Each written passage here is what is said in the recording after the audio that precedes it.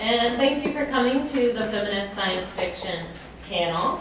I'm Lindsay Hewitt. I teach in anthropology and also women and gender studies at Oakton.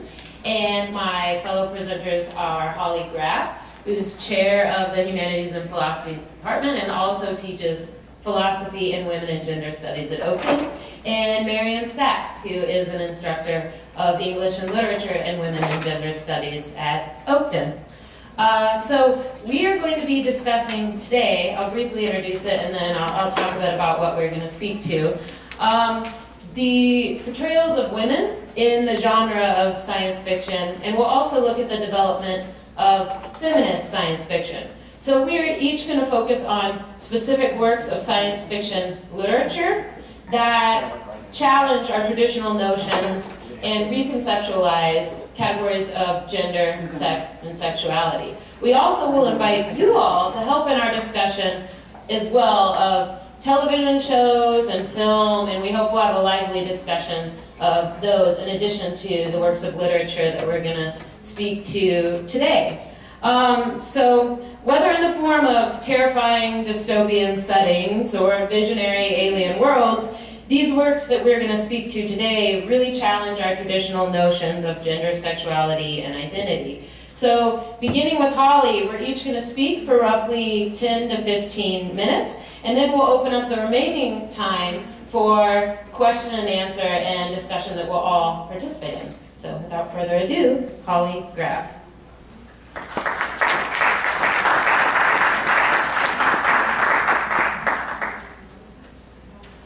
I'd like to make it clear that I speak to you today not as a scholar of science fiction, but as a lifelong reader of science fiction, and as a teacher of philosophy who first encountered philosophical questions through the reading of science fiction. Also, as a teacher of feminist theory, I'd like to convince you to read feminist science fiction, and I would like to suggest a more expansive understanding of what should count as feminist theory and what should count as participation in the continuing movement against the oppression of women. I have prepared something that is kind of a cross between a chronology and a recommended reading list. Although all the works that I've included on this list are highly respected, I want to emphasize it's a personal list that leaves out a great deal. It's things I like and that I think you might like, and a good place for people new to science fiction to get started. I am going to continue developing this, and I would very much welcome your suggestions. I first began reading science fiction as a child and continued reading as a teenager in what one of my students just yesterday described as the olden times. In the late 1950s and early 1960s. This student is here, so I think she'll appreciate my reference.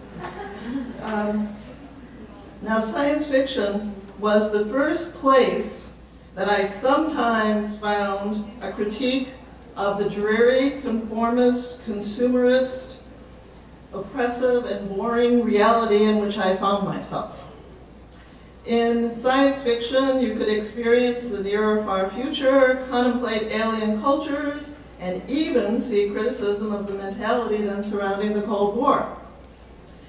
But in even the most visionary works I read, one thing remained the same.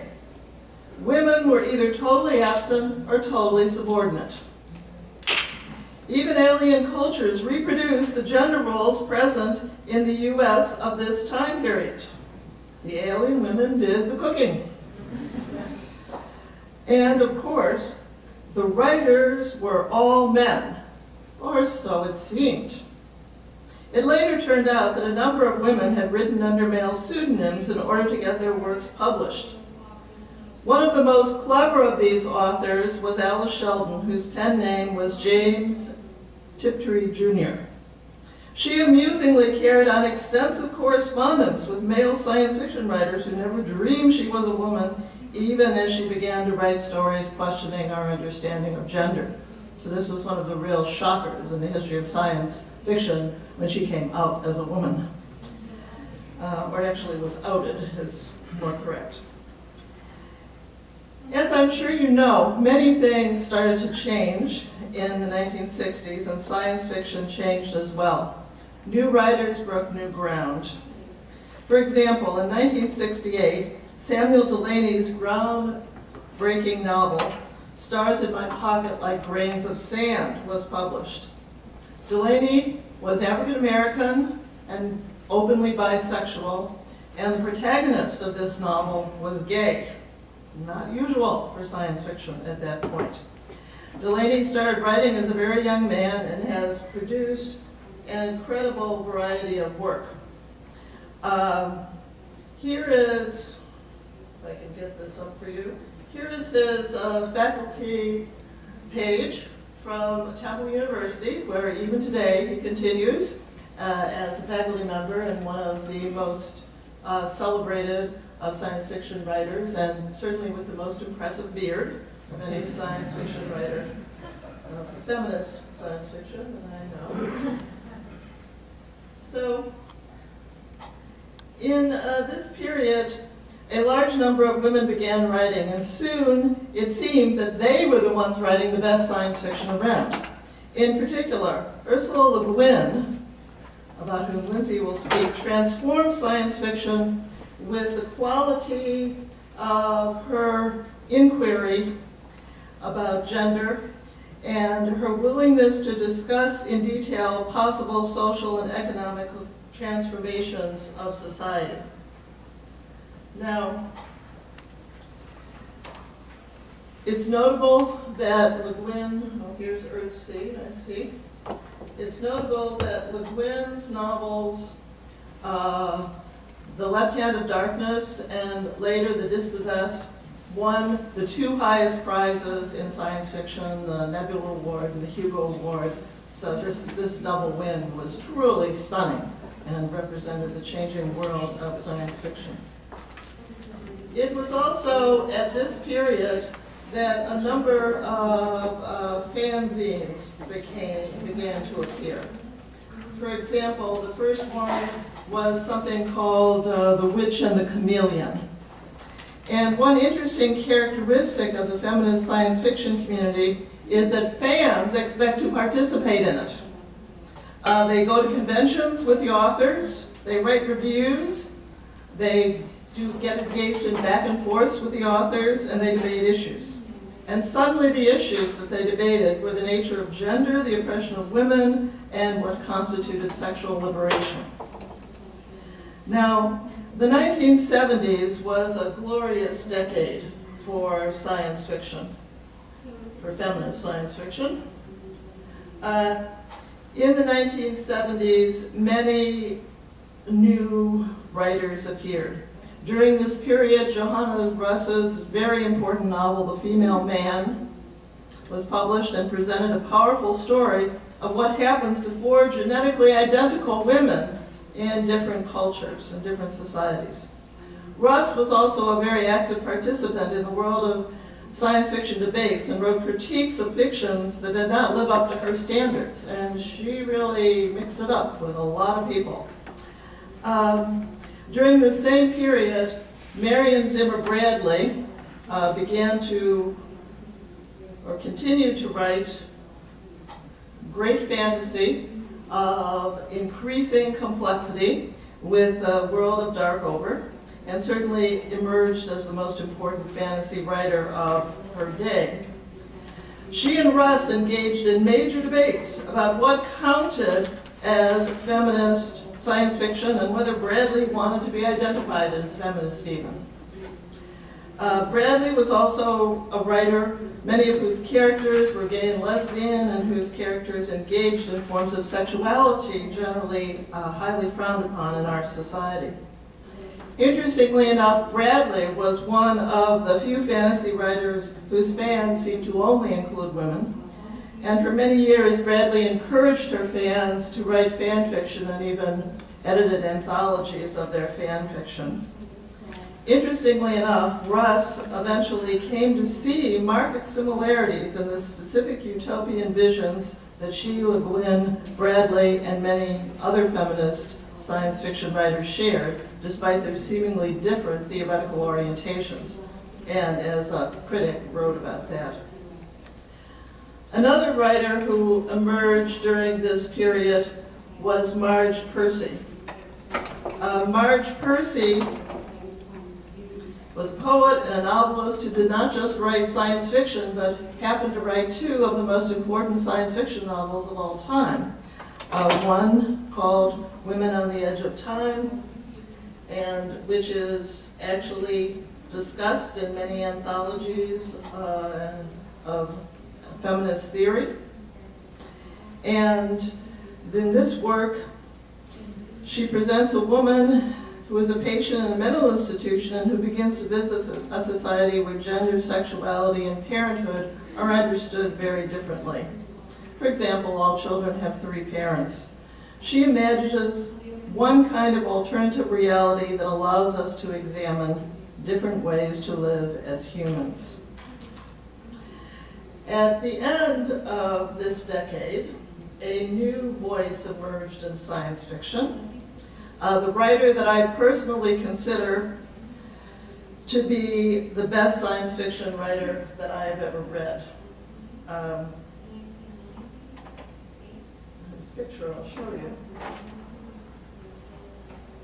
So this writer is Octavia Butler, and Octavia Butler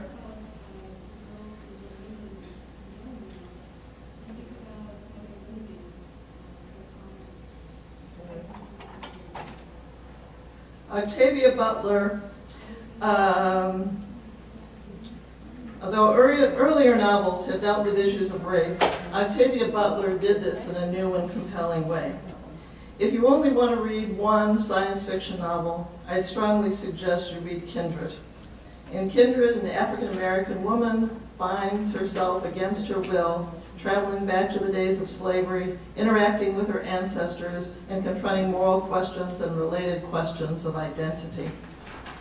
Butler is the only science fiction writer who's ever won a MacArthur Genius Award, perhaps because she, of all science fiction writers, was best able to actually present beings who seemed truly alien and not just a kind of rearranged version of us.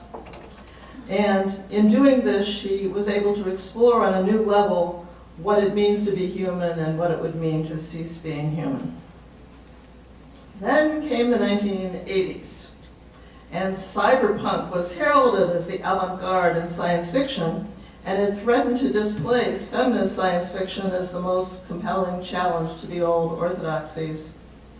With its emphasis on cyborgs and information technology, many of the cyberpunk authors seem to be attempting to recreate the males-only space operas of the 1950s in a new postmodern form.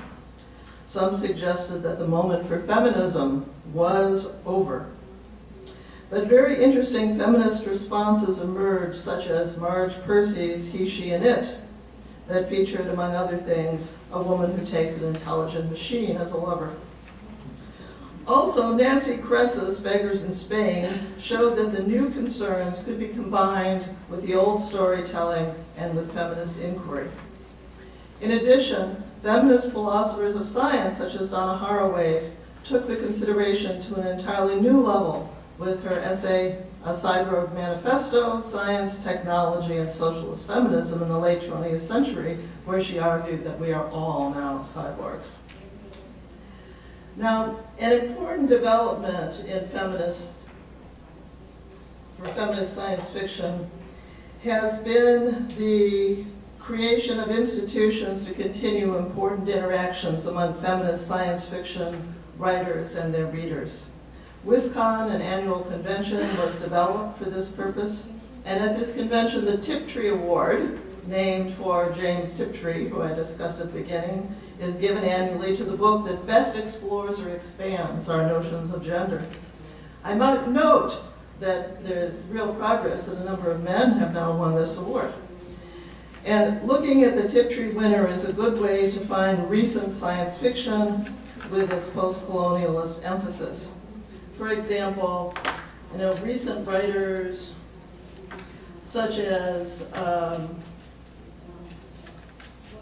Missy Shaw and Andrea Hairstone are good examples of winners who offer a great deal that's new.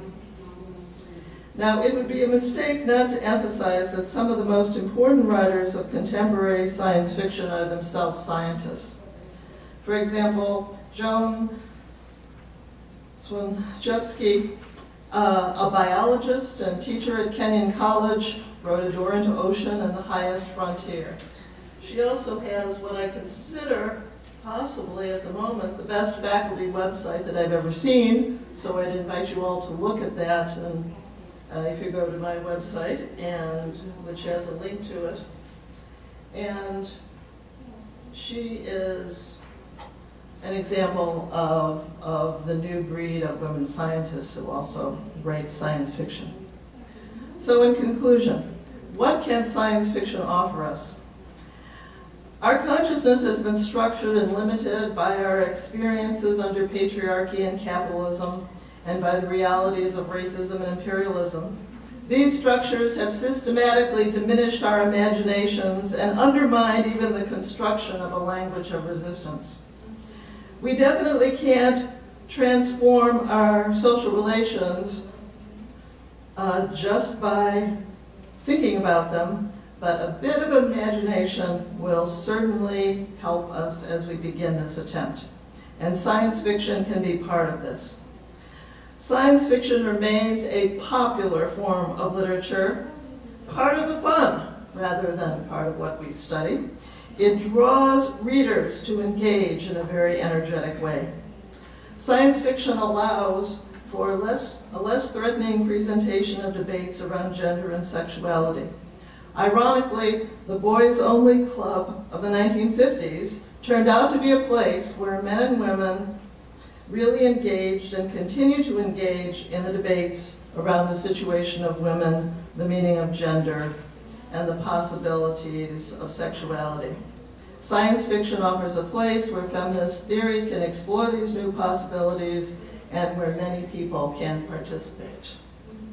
By the way, that woman in the striped shirt is Joan.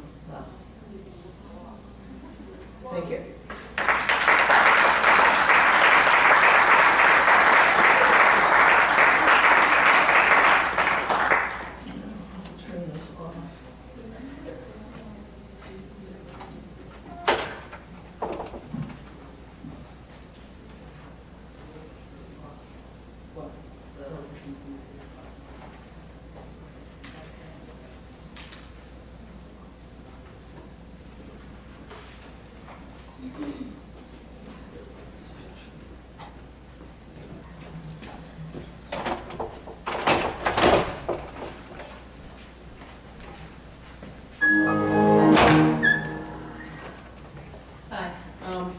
In a way, I'm an odd choice for this panel because I am neither a scholar of science fiction, nor am I an avid reader of science fiction like Holly, but I have taught a novel that's widely regarded as a great science fiction novel, The Handmaid's Tale by Margaret Atwood, several times in my Hugh 140 and my Hugh 142 and my women literature classes.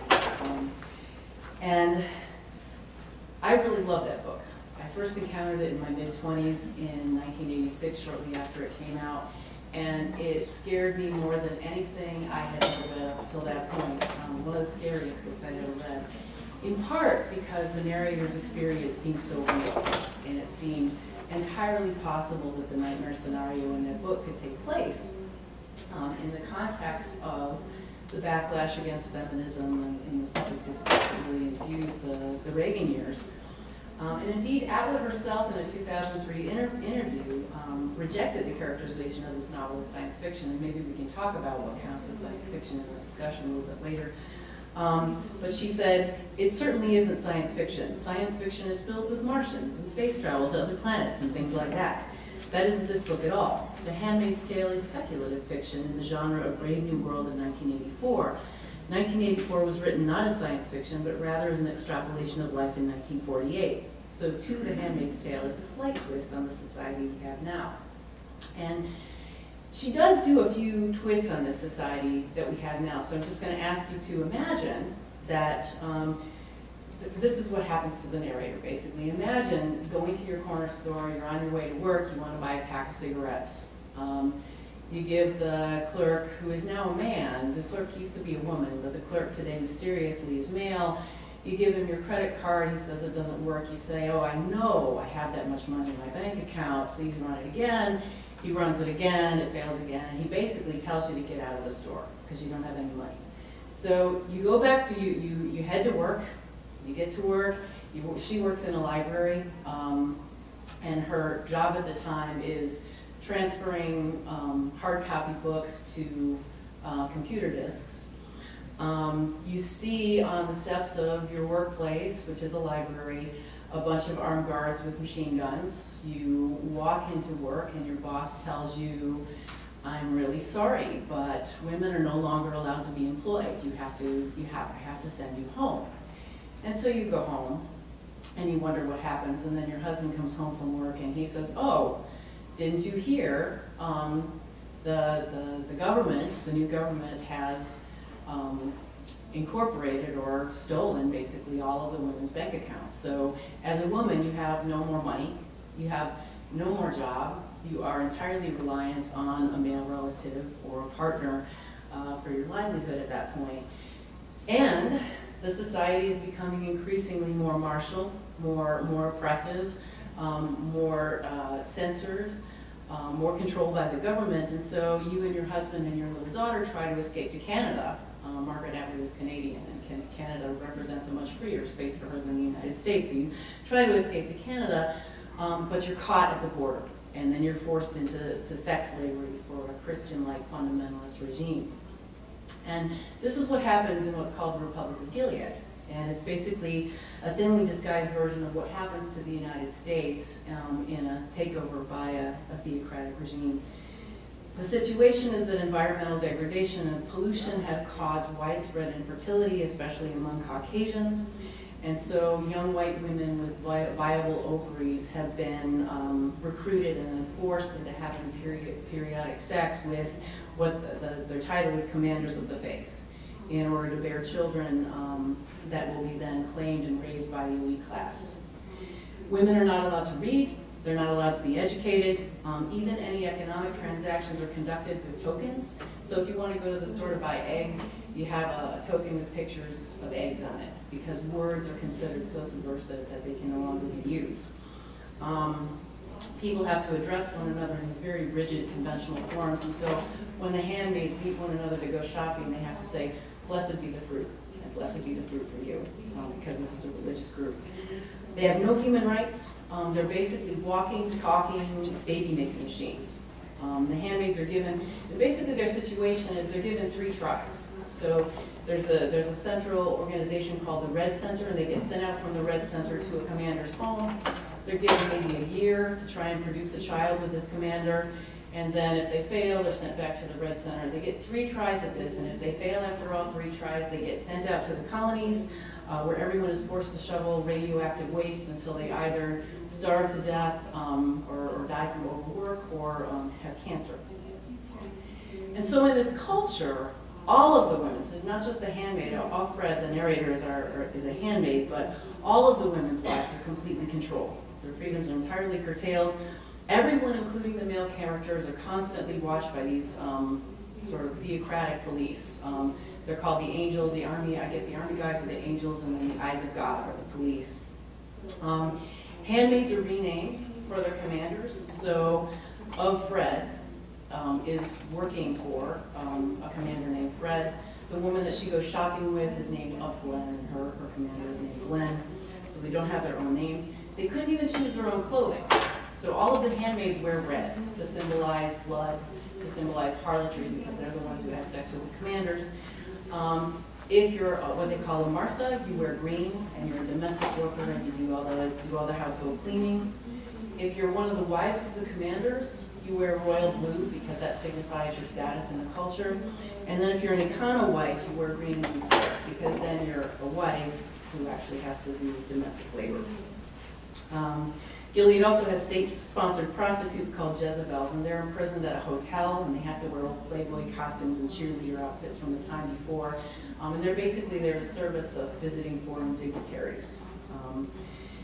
And then the last group of women, they're called the aunts, and they wear brown, and they're responsible for indoctrinating the young women into their new roles, as the narrative calls them, two-legged wombs. And really significant in considering the text as a feminist one is the cultural context of its writing. Atwood began thinking about these issues in 1978 when she visited Afghanistan, and she was really struck by the absence of women in public spaces, even in a city like Kabul. And in the early 80s, she started a file devoted to the backlash against feminism, the pushback against women's gains that were made in the second wave in the 1970s. By 1984, when she began writing the book, these trends were evident, and I'm just going to go through a few of them. One, that the Ayatollah Khomeini had forced women out of Iranian universities, and out of their jobs, back into their homes, wearing burqas. Iranian prisoners were tortured using electric prods and steel cables, and Atwood actually gives these to the aunt characters in a novel, and they punish any of the unruly handmaids by torturing them. There were reports, many reports, and kind of a mini panic about declining fertility in Europe among Caucasian populations. The Ceausescu government in Romania monitored women's monthly pregnancies, outlawed birth control and abortion, and based women's wages on childbearing at the time. In the US, and this is during the Reagan administration, the number of elected and politically appointed women declined. There were substantial budget cuts from programs devoted primarily to women. Medicaid stopped funding abortions, which meant that teenagers and poor women basically were deprived of choice. This is an interesting statistic. Murders related to sexual assault and domestic violence increased by 160%, but the overall murder rate began to decrease. And this gets taken up in the narrative a bit when Alfred, remembering the time before, kind of muses on all of the violence that she kind of noticed going on at the edges of the culture that she didn't really pay attention to at the time. Also in the United States, a religious sect in New Jersey called women handmaidens. The Christian right and Jerry Falwell's moral majority emerged at this time. There's a really famous quote from Pat Robertson, one of the influential televangelists, and I'll just quote him. This feminist took this up as a t-shirt, actually. It said, "Feminists encourage women to leave their husbands, kill their children, practice witchcraft, destroy capitalism, and become lesbians." And he also publicly stated that AIDS was divine retribution for homosexuality. By 1984, Rush Limbaugh was on the air and coined the term feminazis. And a bunch of really badly designed sociological studies emerged saying that career women were likely to wind up neurotic and alone. That women had a better chance of winning, any professional woman had a better chance of winning the lottery than she had at finding a husband or finding love. And this is the whole time when Reagan's discourse of mourning in America with respect to women meant going back to the so-called traditional family in which a woman realized her proper position as a wife and mother first. The last character that's relevant to the novel is Phyllis Schlafly, who was a lawyer and a mother who emerged in the 1970s and early 80s, mobilized a lot of conservatives to defeat the ERA in 1982. And there are a couple of characters in the novel associated with her. One is Aunt Lydia, who's in charge of the aunts that teach the handmaids submission to their new gender roles. And the other is Serena Joy, who's the wife of Fred's commander. And she, in a previous, back in the time before, was a televangelist, conservative activist like Schlafly, who is now, in the new regime, forced to stay at home and basically watch her husband have sex with a succession of handmaids. So this is sort of the cultural context in which Atwood wrote the novel, and I think there are a couple of impulses there that I would define as feminism, and I want to relate both of them actually to Kelly Tsai's talk earlier today. One is this notion of feminist subterfuge. The novel's feminism is complex because the feminists represented there are either defeated or they're unappealing characters. So Alfred's best friend, Moira, who's a really staunch lesbian feminist, go-get-em girl, is eventually tortured after she attempts to escape, and she winds up imprisoned in Jezebels, and she basically is demoralized and winds up giving up. And when Alfred remembers her mother, from the time before. Her mother was one of those, I guess they'd be called cultural radical feminists, who was into, you know, burning books, censoring pornography, things like that. So not a very flattering character, and this is really kind of Atwood's poking fun at the whole Andrea Dworkin, Catherine McKinnon movement to ban pornography that went on actually through the 80s.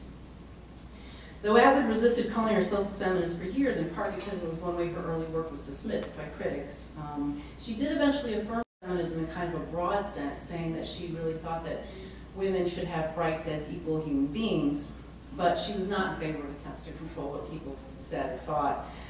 She said in a 1984 interview, "Am I a propagandist? No. Am I an observer of society? Yes.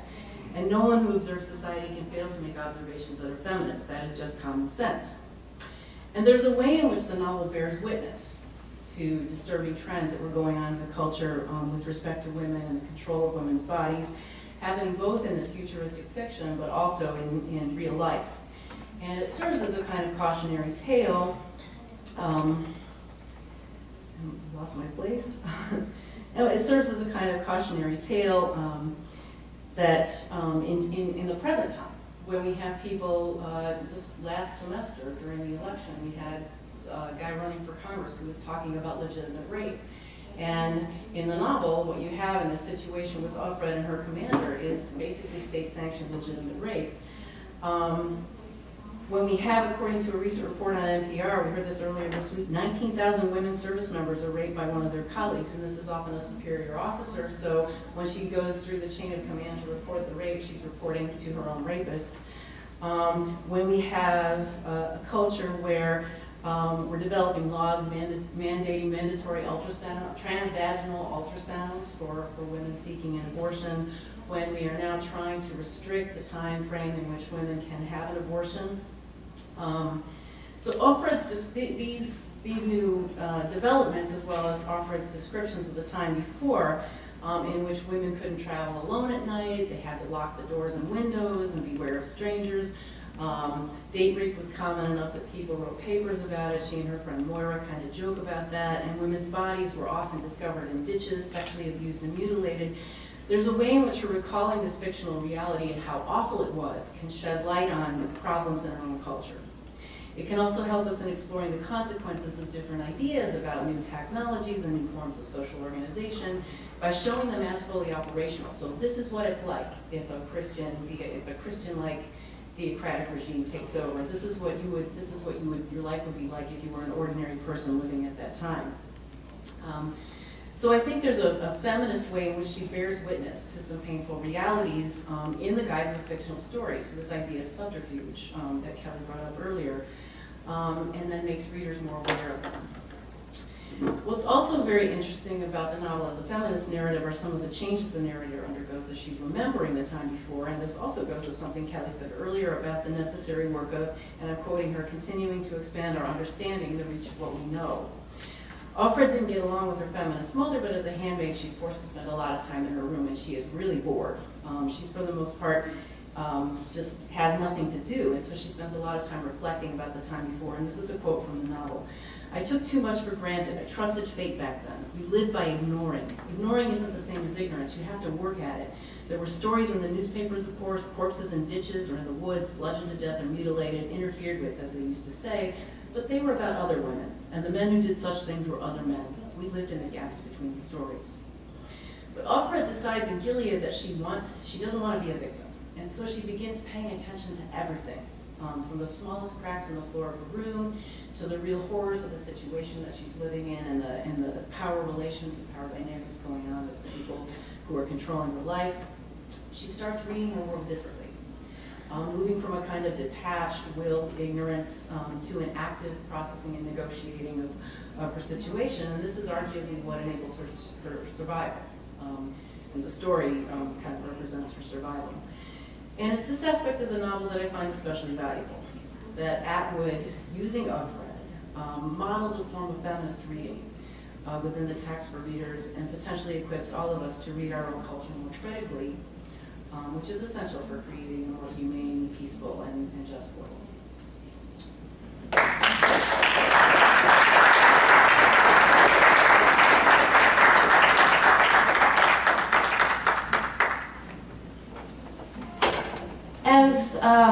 had mentioned in her overview, I will be discussing a work by Ursula Le Guin entitled The Left Hand of Darkness. And I chose this work not only because of its feminist and also anthropological insights, but it's also just an amazingly compelling story. I think it's a story that everyone should read. I found myself tearing up at the end of this book, and that's, for me, one of the judgments of whether this really is an excellent story. So I'll discuss The Left Hand of Darkness for its significance as one of the, as Holly had mentioned, one of the first true works of feminist science fiction that really challenges our traditional Western notions of gender and sexual binary categories. Additionally, from a feminist anthropological perspective, I'll discuss how it provides valuable insights into some of the challenges that anthropologists grapple with in terms of objectivity in ethnographic research and cultural relativism. And so it's quite valuable from that regard as well. So I'll start with a brief overview of the story of Left Hand of Darkness, and then I'll discuss some of the insights that I myself have found valuable.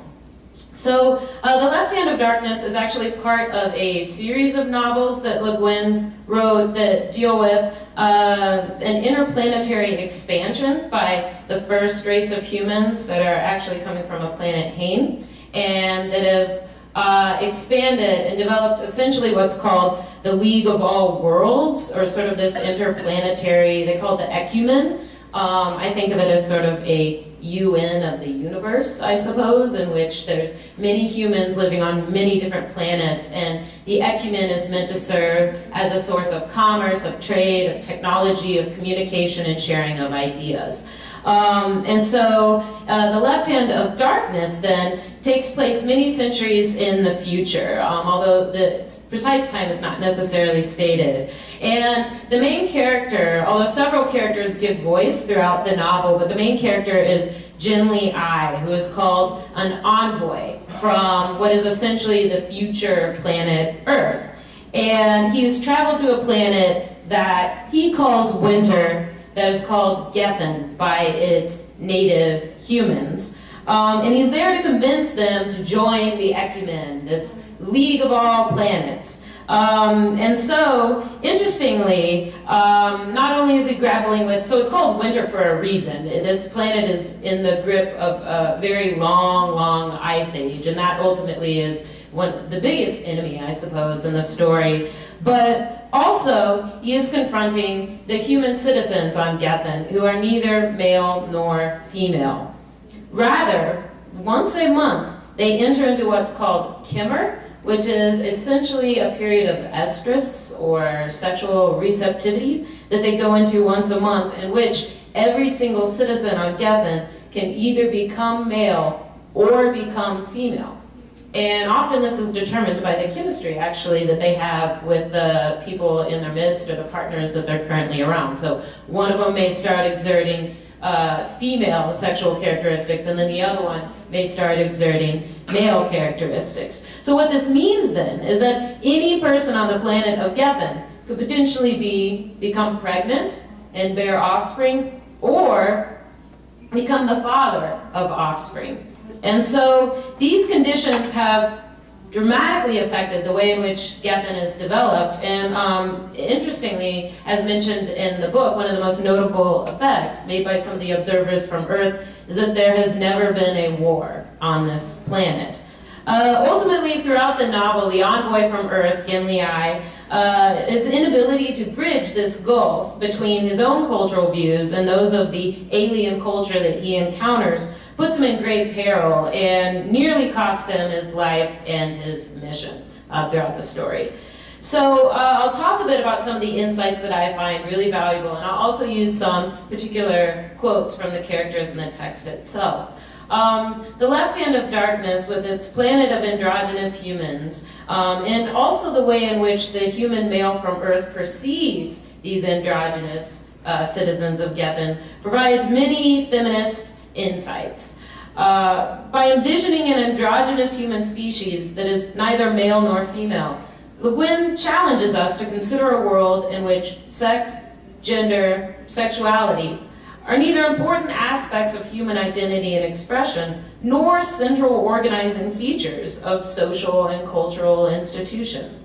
Additionally, sex roles and sexual orientation as an identity category are nearly rendered irrelevant in a society in which all individuals are ambisexual. And when in the state of Kimmer, each month, one can either become male or female at any given point during his/her lifetime.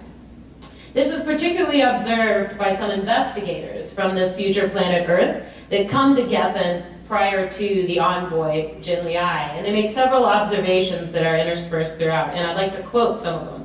So, as stated by some of the investigators from Earth, the Kimmer phenomenon fascinates all of us investigators, of course. Consider, anyone can turn his hand into anything. This sounds very simple, but its psychological effects are incalculable. Consider the fact that everyone between the ages of 17 and 35 is liable to be, quote, tied down to childbearing, implies that no one on this planet is quite so tied down here as women elsewhere are likely to be, psychologically or physically, end quote. In this passage, Le Guin engages with the radical feminist perspectives of the 60s and 70s, which argue in part that women's reproductive physiology and men's control over it is one of the root causes of sexual inequality and female oppression. In a world in which any individual could become pregnant and bear offspring, no one individual is free to control and dominate the sexuality of another. This is actually observed by, yet again, one of the investigators from Earth. Quote, burden and privilege are shared out pretty equally. Everybody has the same risk to run or choice to make.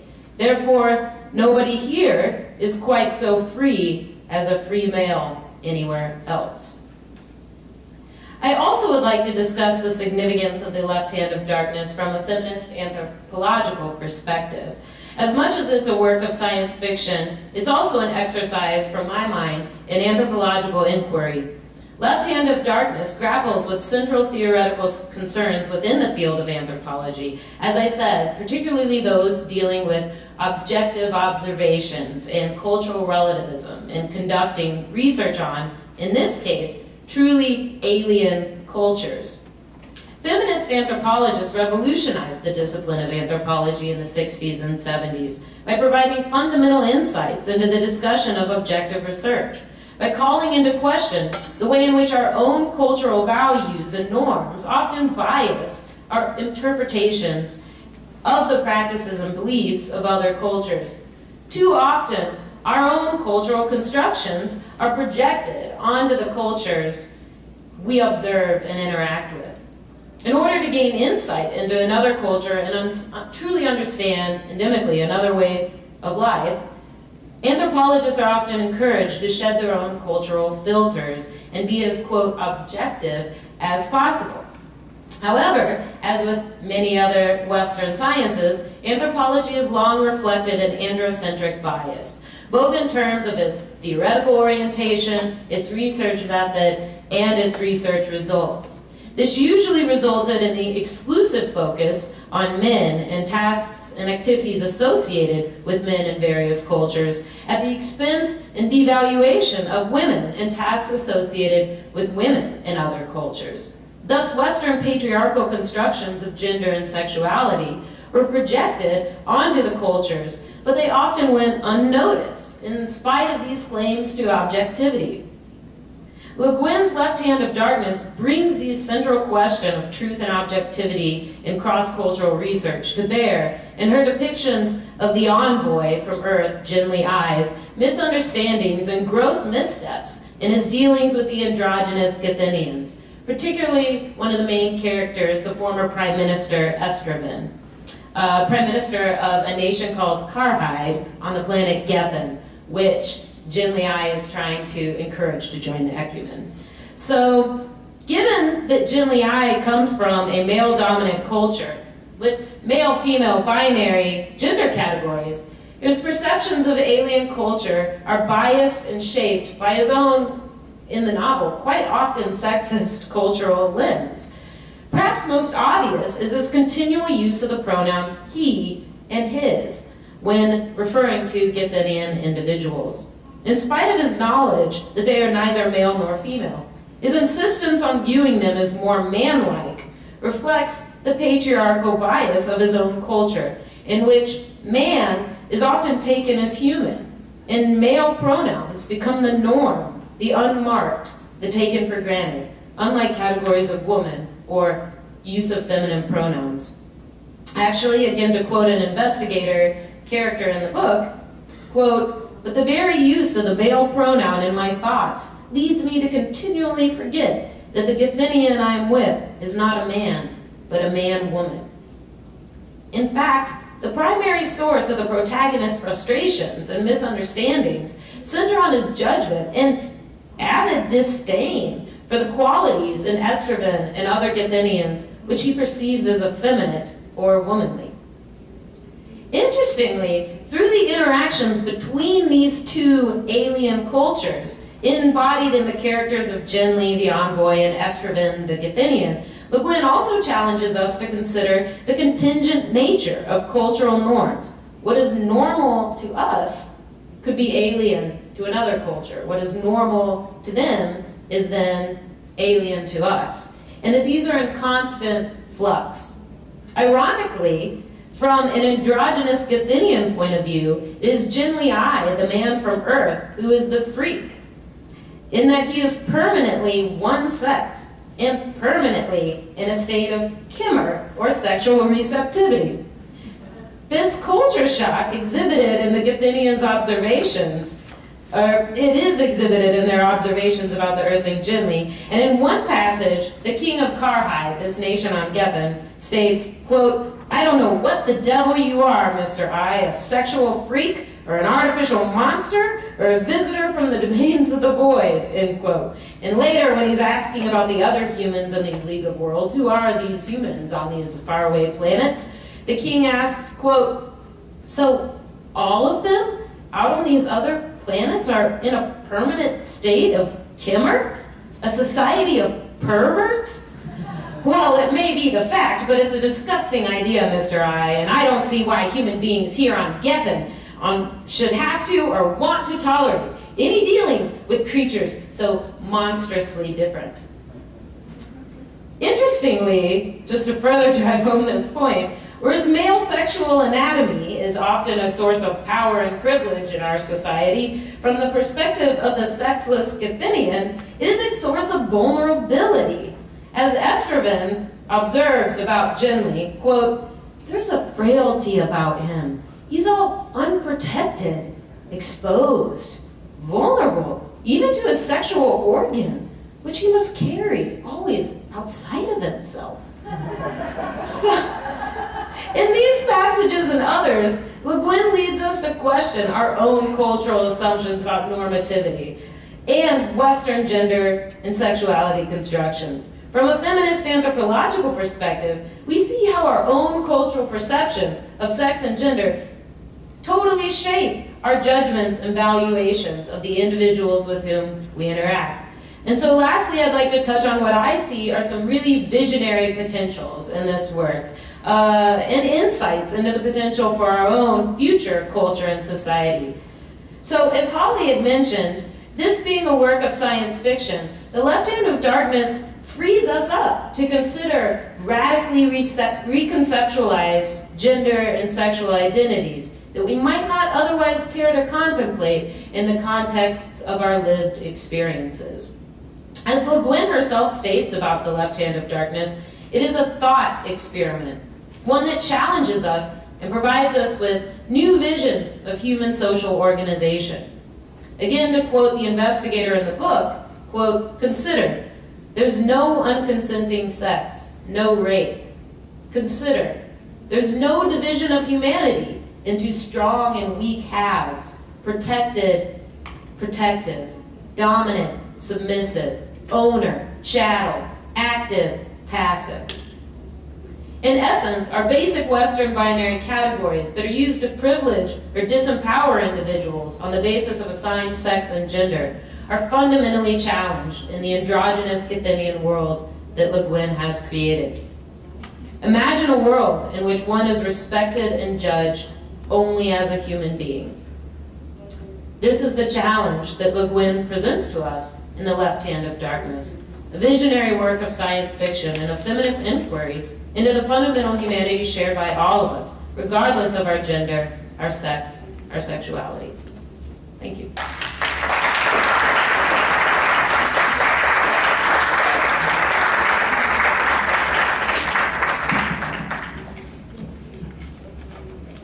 Maybe. Oh, no, it's here. All right. We're going to open it up, and you all are going to help us discuss some of these valuable works and bring up ones that are also important to you. So I'll let Tom take the mic here. I'm just going to hand it around to people who have questions. So if you have a question, raise your hand. Think about it.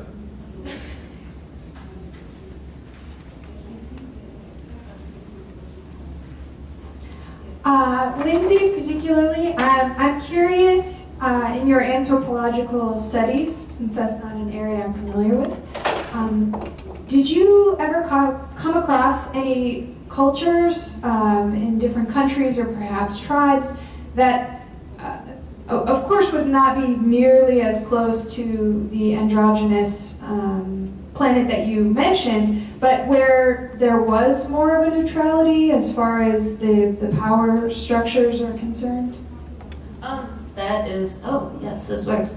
That's a good question, and I think it deals with a couple of different things. So one is the question of women's status in other cultures, which is frankly a very complex one, and anthropologists use a variety of measures to look at that. Although we certainly look at it in terms of various cultures that are studied are more or less gender stratified or exhibit different levels of equality or inequality. Particularly, we find among pre-industrial cultures, and again, I'm loosely generalizing here, so please take what I'm saying with a grain of salt, but that there are various cultures that have come much closer to gender equality in a variety of measures, whether we're talking power or status or value or even contribution to livelihood and resources.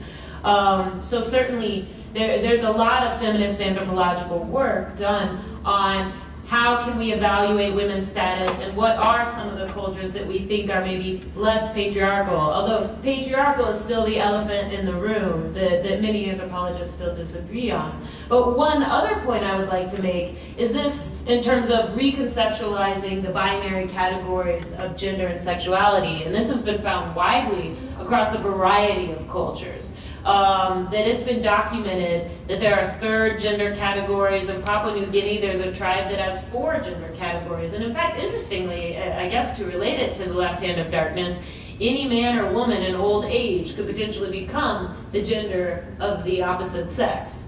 And they also view femininity as contagious and transferable, which is part of what leads to this situation.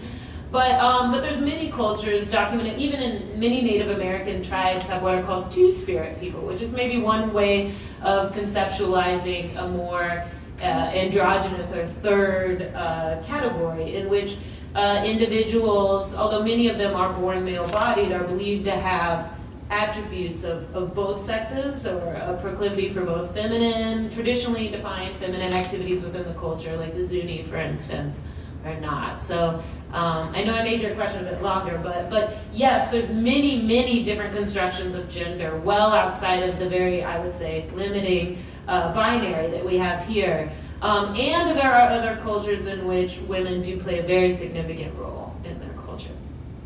If I could just add something to that one of the distressing things about the non-feminist science fiction, which certainly was predominant a while back, but still persists to the day, is that you don't, in portraying, say, even an alien culture, often the sex roles of the current U.S.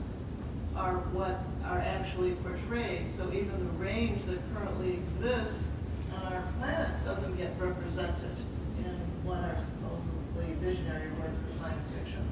So that is something that is very frequently seen, particularly in films and TV shows, as well as in low-quality science fiction, that it is always the exact American sex role. Yes, absolutely. Presented. Good question.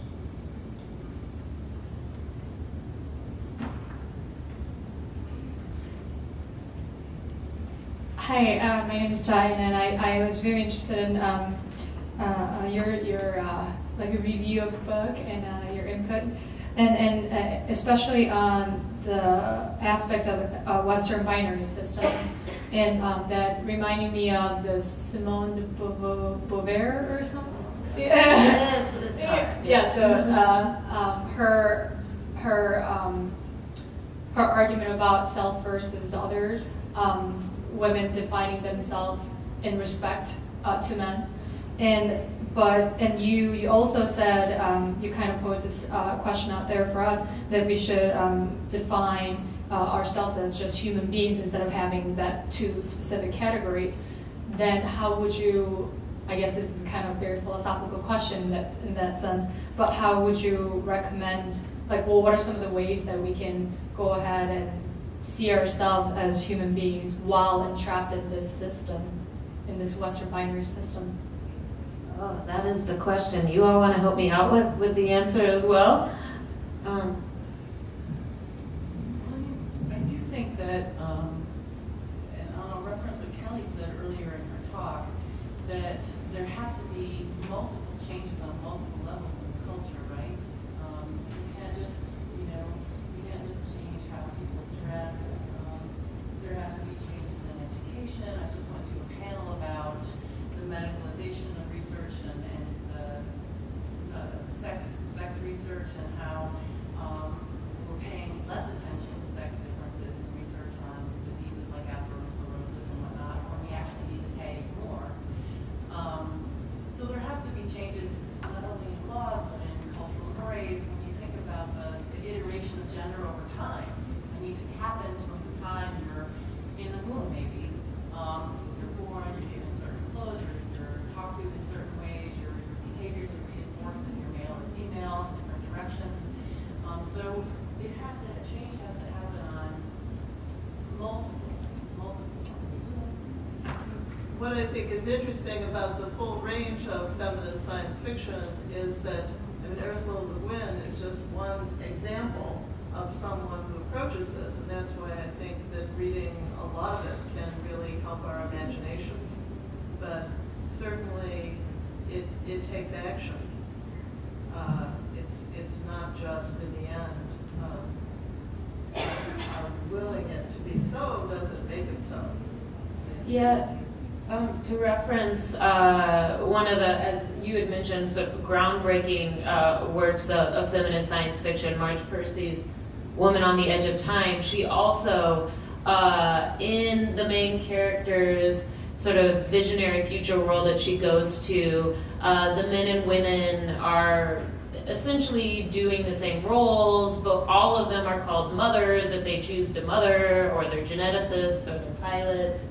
And I think one of the things that this makes me think of is just the socialization piece, as Marion was saying, that what if you were to raise your children in which all potential talents, all potential achievements, every aspect of human experience was open to them and available to them. And so whether that is career choice or education or even who you choose to partner with or where you live, how you live, there's this aspect of looking at how variable we are. Every single one of us has different talents, attributes, merits, abilities, and these are all valuable. And I guess to tie in, go ahead. I mean, you've done a lot of research on trans issues, and so it's a recent phenomenon, particularly and specifically referencing the performance of gender, but this recent phenomenon of more trans men not actually transitioning, but it's seen more and more female embodied people who decide to change their identities without actually having the surgery, either breast reduction or artificial construction, what have you.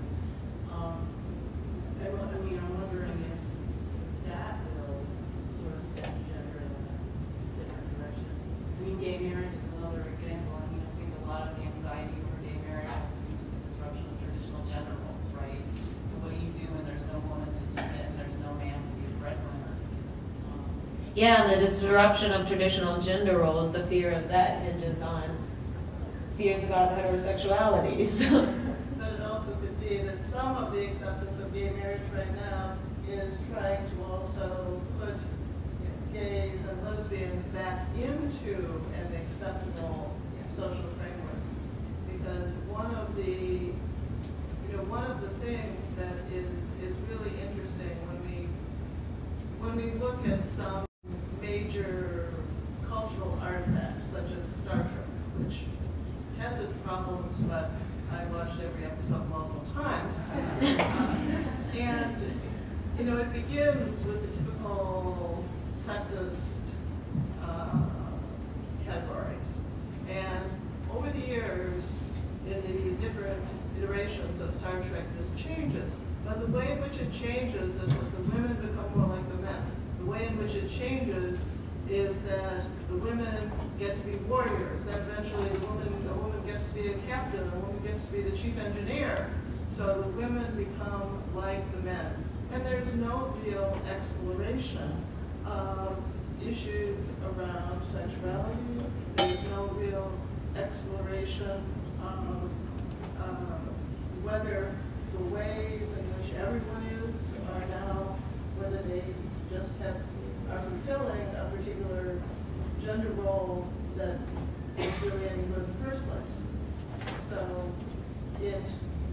I think that's one of that's the easy route.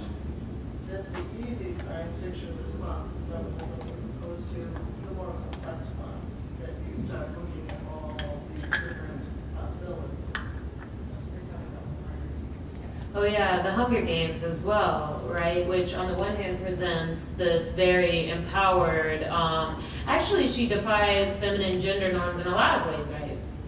In that she, out of many of the characters, is seemingly the least emotional, the least, although she is quite nurturing, I would say, towards her family, but otherwise is pretty cold and callous in a lot of her decision making.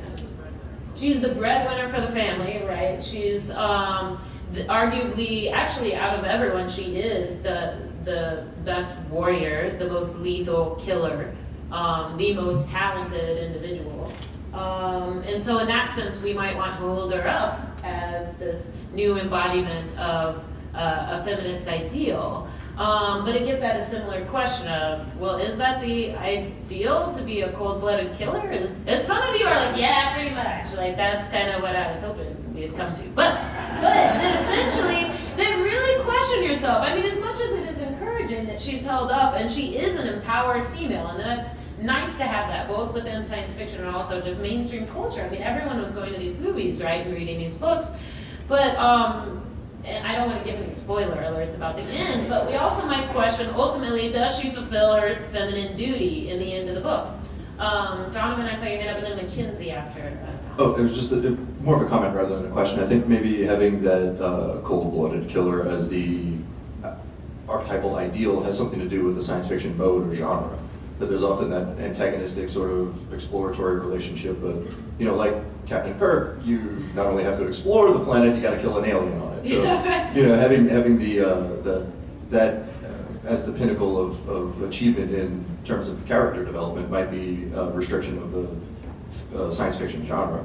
And Holly, in the first in the first 2 seasons of Star Trek: The Next Generation, there were male crew members who wore the 60s miniskirt uniforms. So, yeah.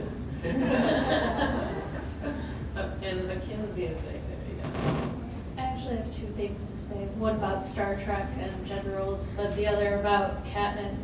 From what I've read of the first book and the first half of the second book, she's actually avoided becoming the cliche female, I'm going to be the male badass that, like, it's the female Commander Shepard thing.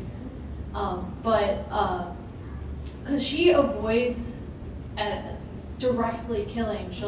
If everyone's seen the movie, she uses Ruth's suggestion to use something else, and that way the burden of murder is actually taken off of her hands.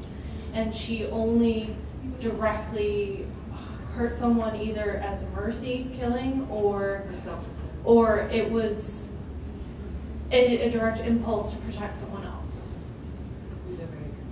So, and I think she is kind of emotional, especially when it comes to her sister. Everything she's really done has been an emotional impulse from volunteering and then just having to be able to cope with the fact that she's volunteered and trying to shut herself down so she's not afraid of.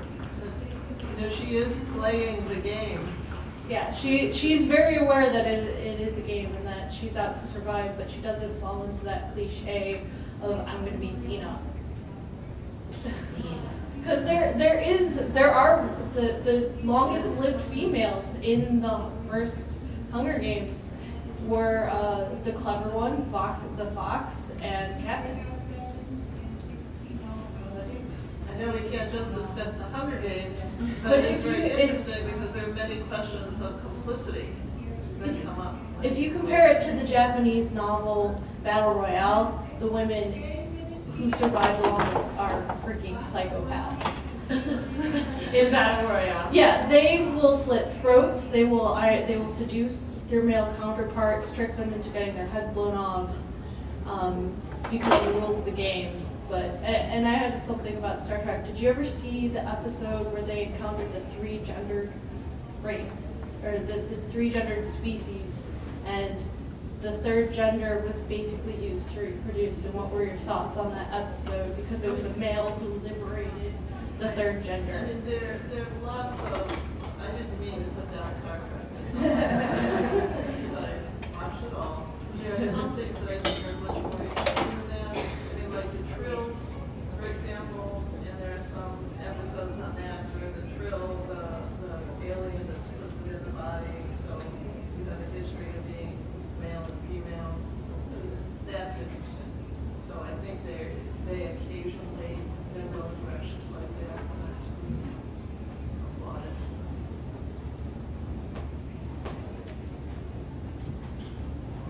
To expand on the idea of the anthropological concepts developed in the Left Hand of Darkness, which were fascinating always, but also the path you created, Holly, the history of science fiction and speculative fiction. These are all in the Western context. Are you familiar, any of you, with, I've read a lot of science fiction, but I just realized as you all were talking that it's all couched in a Western cultural context, and I don't think I have read any other cultural context for speculative fiction, and my guess is it's out there. I just don't know what it is, and I wondered if any of you have any, or anybody in the audience has any that they could suggest, because I think that would be really interesting reading. You've given me a new research project, because unfortunately I myself have not. This may come out more like a comment than a question, but I guess I'd like to know how you guys feel about this.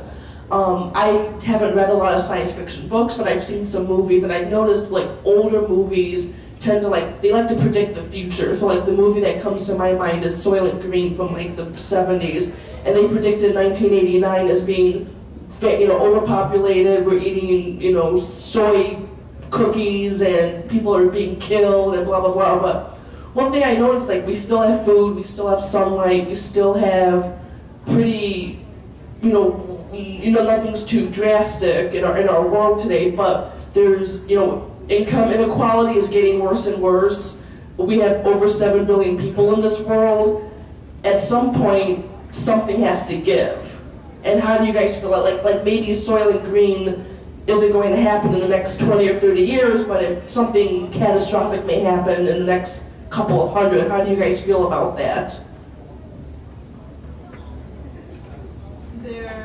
There's definitely increasing numbers of works that are about environmental disaster that are being published, and one of the things generally in feminist science fiction does have a certain kind of ecological basis to its thought. So science fiction is intended to not be predictive. There are ways in which science fiction, it's sometimes marveled that science fiction writers are right about when particular things might happen or that particular technological innovations. But I don't think that's really the interesting part of science fiction. I mean, the interesting part is the extent to which science fiction can help us, say, imagine what it would mean to confront an environmental disaster, help us think through the social realities of that. Because what will happen sooner or later, we can know that for sure. And unless we drastically change our ways, so science fiction, I think, can help us see the consequences.